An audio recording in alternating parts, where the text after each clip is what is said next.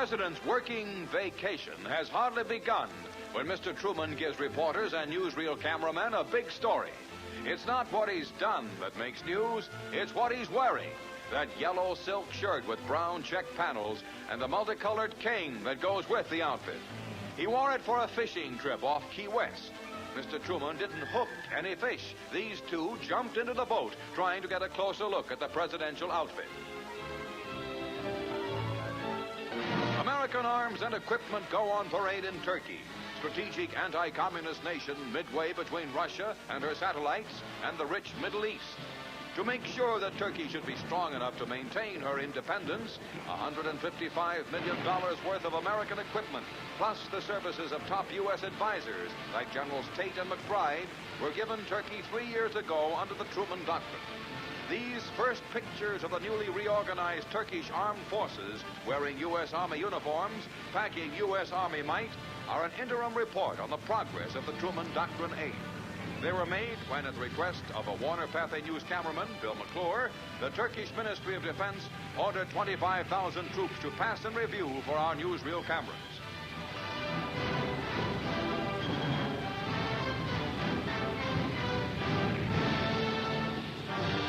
With 300,000 constantly in training and 700,000 already trained, Turkey stands ready to defend itself wherever attack may come. Halfway around the world on Formosa, other anti-communist forces also practice invasion.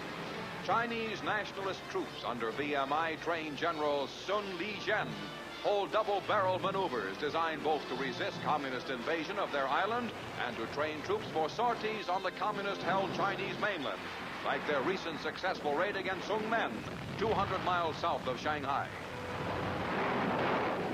The island's defense forces rush across rice fields to meet the mock invaders. But there's little mock about the battle that follows, for live ammunition is used.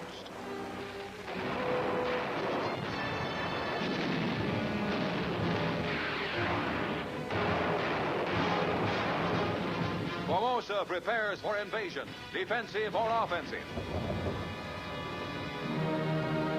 Vast tent cities mushroom up across Israel as each month brings thousands of fresh immigrants hoping to start life anew. So great is the influx that for many the squalor they come to is as bad as that they left behind in Europe's displaced persons camps. But each month a lucky few leave the tent cities.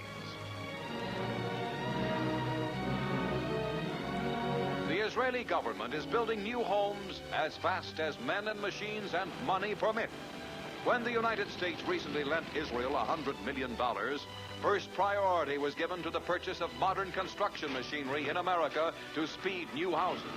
But with over 60,000 still in tents, houses for its citizens is Israel's most pressing problem.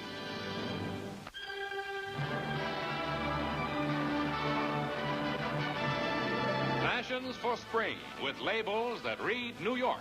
American designer Adrian, believing today's silhouette is here to stay, concentrates on detail and fabric in suits with trim shoulders and slender mid-calf skirts. Night in New York, one final moment in the dark before the spotlight comes on, revealing taffeta dinner suits with sheath skirts and winged look necklines. Dramatic new moving collars can be reshaped with the turn of a rhinestone button, leaving shoulders bare.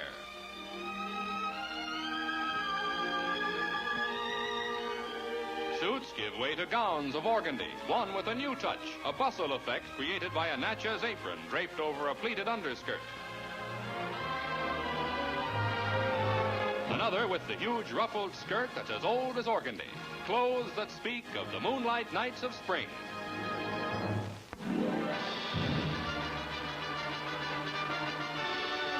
The lucky youngsters who happen to be born near Sun Valley, Idaho, graduate directly from the cradle into a pair of skis.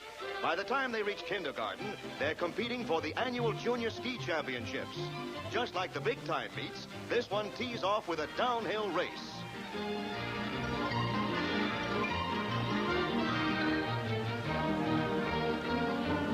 The youngsters make the snow fly, some with their skis and some with the seat of their pants.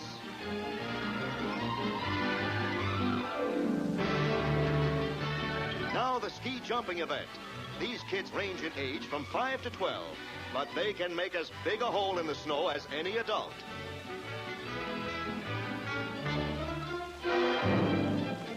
At Sun Valley, all you've got to do is gather a bunch of small fry, mount them on matchsticks, and you've got a ski jumping championship.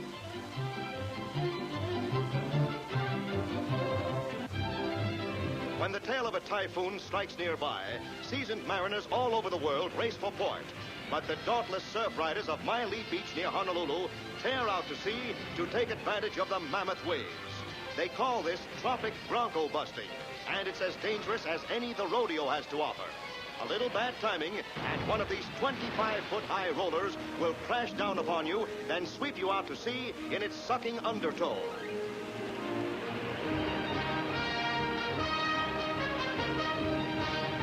These pounding, roaring breakers are as noisy as a four-motored airplane, and almost as fast. You're riding high when you ride the surf off Hawaii.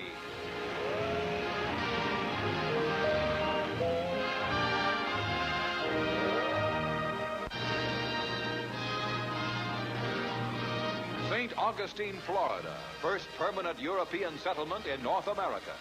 On this spot in 1513, the Spanish explorer Ponce de Leon landed, seeking the Fountain of Youth. Half a century later, in 1565, the Spanish established a permanent settlement here. The flags of the four nations which have ruled St. Augustine still fly over its oldest house, built 21 years before the Pilgrims landed. America's oldest schoolhouse and its oldest Christian parish still stand in St. Augustine, landmark of historic America.